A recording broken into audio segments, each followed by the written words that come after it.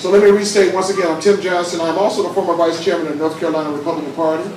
I was the chairman Vice Chairman between 2009 and 2011. And I'm proud of that because I broke the glass ceiling called I'm not part of the establishment.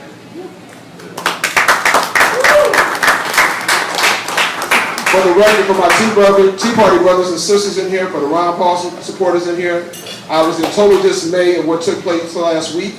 And I will tell you right now, one of the responsibilities that each one of us has is to make sure that we get all the establishment people out of the system and replace them with people like ourselves. That's the only way we're going to change the party, and that's the only way we're going to change this country.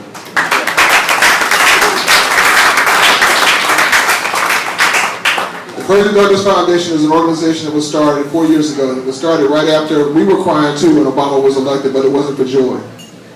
And we were crying and upset because what we kept hearing, and I was the chairman of the Buncombe County GOP at the time, is that there are no blacks in the Republican Party. And I looked in the mirror, and my wife looked in the mirror, and we said, well, if we're not black, what are we? Because we're just lost.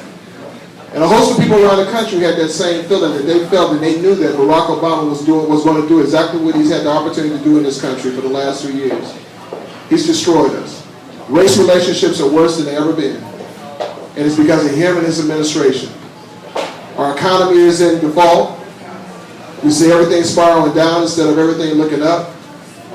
And we choose to always blame. Whenever somebody of color says something there, Uncle Tom, and when I'm called Uncle Tom, I say, thank you, you must have read the book.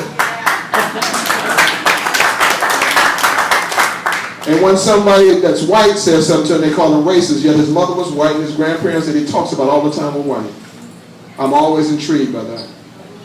So the Fredrick Douglas Foundation was started because we said there had to be an answer. There had to be somebody that goes back and talks against all this nonsense that a lot of my white brothers and sisters felt they couldn't talk about. I will tell you today that we are the largest Christ-centered, multi-ethnic, and Republican ministry in America.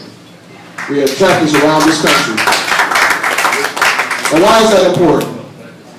We represent Fredrick Douglass, and for those that don't know, Fredrick Douglass had a famous quote. He says, I am a Republican, black, dying-in-the-wool Republican. I would never be a part of any other party but the party of freedom and progress. He believed that, and he died in 1895. And we believe that today. He was also a lay minister. Many people don't realize he was a lay preacher for the AME church. He was an orator, a confidant to 5 presidents. And he was very much so a Republican. You see, we're reclaiming our rightful places within the Republican Party. As it was when I was the vice chairman of the state party, I would tell people often that you can't invite me to my party. It's my party. It was founded March 20 of 1854 for people that look like me. It was the anti-slavery party. It is a party of history of the civil rights movement. And so I say all this to say that we have to be very clear about what we have a responsibility to do. And I'll give you this last thing that I have caught off the rest of these movies, because I really want you all to take this home with you. What you've seen in these movies thus far that we really don't have in this room is commitment and passion. That foolishness of Occupy, the foolishness that takes place in his administration, they are committed and passionate about doing it. And what I challenge you all to do, not only to elect Mitt Romney the president and Pat McCrory the governor, but we have a responsibility for everybody down the line. And not only do we elect them, but we hold them accountable once they're in office. Amen. That's the responsibility that we need to have. That's how we make sure things like this don't happen anymore. Without further ado, let me just say this about Runaway Slaves. There's several of us that are in the movie. There's several of us that are in the movie. This movie was produced by C.O. or written by C.O. Bryant, Reverend C.O. Bryant out of Louisiana. Luke Livingston out of Georgia was the producer of the movie. And this is a trail about why it focuses on black Republicans. I will tell you that it's a mindset for all of us. Most of those people that are over there in that arena right now have a mindset. They're not free. Oh yeah, they can walk around the street, but they still got shackles on their brain. They really do. You can't say anything. I don't agree with same-sex marriage, but I'm still gonna vote for them. I don't agree with abortion, but I'm still gonna vote for them. I don't know why they took God out of the platform that was only in the platform one time. See, we're not even asking that question. Why was it only in the platform once? We talk about the fact, oh, they put it back in, but you want to put it back in once.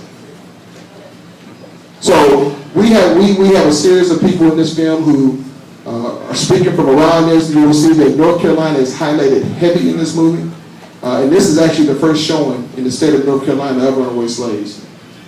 So once again, let's give the LibertyStock congratulations, because at least they got the movie hit once. I also want to tell you about our calendar. We have 365 days worth of history of the Republican Party that's produced by the Fredrick Douglas Foundation each year. Next year we'll be putting out one that's going to be talking about the Emancipation Proclamation on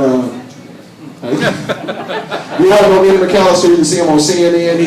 He's our conservative, and he's also coming out of Charlotte. And I'm the calendar guy today.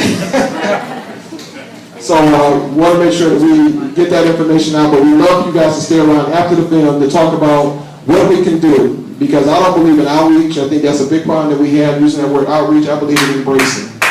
We need to embrace. And I hope that this movie will lead you to more creative ideas on how to embrace and make sure that our party truly represents everybody in this room and not just a handful of people. Thank you.